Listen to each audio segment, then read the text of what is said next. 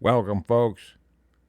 Here we are in Chapter 3 of the Book of Zechariah. I'm Tom Thompson, your reader, and we're on this subject of Christ's second coming, his going in the flesh, and also Satan's attack to try to stop the fulfillment of this in Jerusalem, even down to the first building of the temple again, fulfilling God's prophecies that he gave, the 70 years of exile and the rebuilding of the temple. We've studied these scriptures. We've seen where he tried to stop that, how he was attacking Darius with his fallen angel minions, and how the angels of God were defending these kings.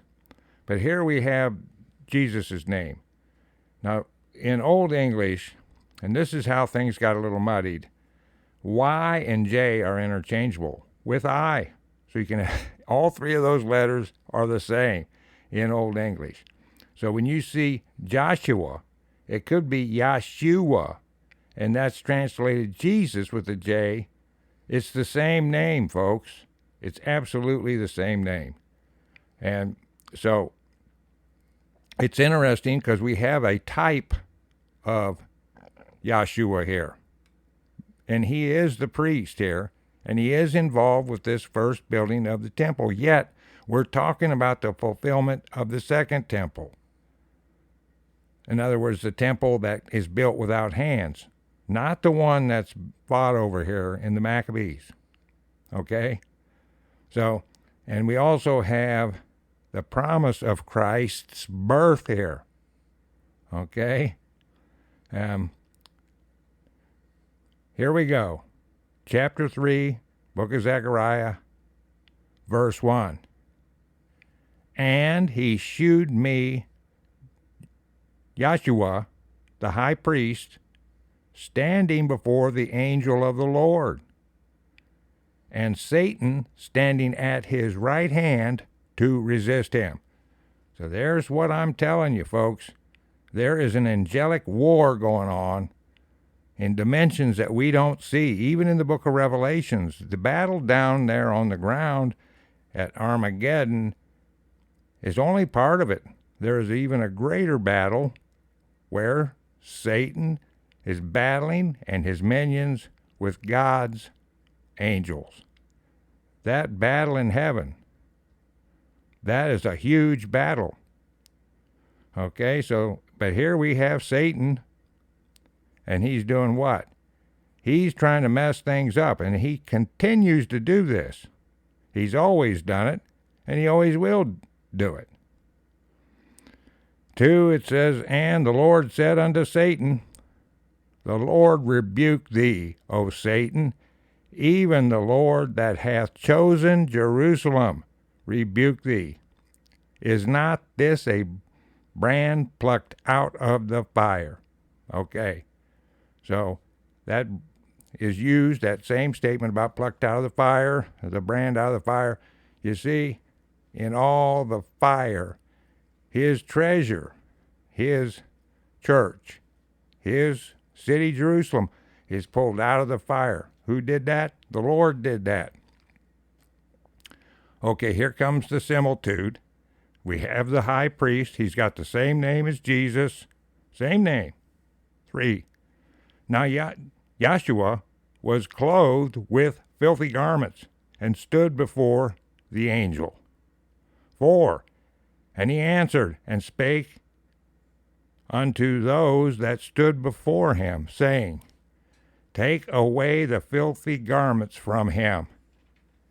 And to him he said, Behold, I have caused thine iniquity to pass from thee, and I will clothe thee with change of raiment. Okay, remember what we said about the Holy Ghost raiment, the white garments, the Holy Ghost armor that is described. Okay, so here the angel is saying, we're going to fill you full of the Holy Ghost, and you won't appear symbolically naked. You will be covered in the white raiment. 5. And I said, let them set a fair mitre upon his head. Okay, that's a crown, folks. See, and it doesn't matter what he's doing here to Yahshua here. What it matters is the crown that Jesus Christ is going to get. He's going to sit on the right hand of the Father. But this is a similitude of that. So this is easy. I'm telling you, the translators are right here giving the notes about all this. So you're going to put the mitre upon his head. So they set a fair mitre upon his head, and clothed him with garments, and the angel of the Lord stood by. So all this is happening in real time, in the flesh, but yet here's the Lord and the angel standing by and rebuking Satan. And there's a similitude going on here of the crowning of Jesus Christ because of his obeying the Father, going to the cross, and doing that for all of us. In 6, and the angel of the Lord protested unto Yahshua, saying, 7, thus saith the Lord of hosts, if thou wilt walk in my ways, and if thou wilt keep my charge, or in this case, ordinance, that's your doctrine, folks, then thou shalt also judge my house, and shalt also keep my courts, and I will give thee places to walk among these that stand by. Okay, what's he saying? See, there's an actual rebuilding going on. He's telling him to stay clean, stay in the doctrine, and he's going to have him walk among the saints. Okay? But that's actually a similitude of Christ doing his duty. Okay? This is really easy. Now, if you're saying, well, I don't know about that, Tom, maybe you're stretching it a little. Okay, well, listen to 8. Does everybody know the similitude of the branch? The tree, the vine. Okay, listen to this in 8. Hear now, O Yahshua, the high priest, thou and thy fellows that sit before thee, for they are men wondered at. For behold, I will bring forth my servant, the branch. Okay, listen, that's a title for Christ. In the similitude of the growing tree. Here we have great big old lovely old English letters. They're beautiful. B-R-A-N-C-H.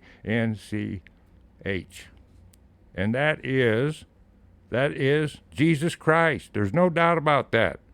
That is a title used throughout the Bible for Christ. And it'll be used again here in Zechariah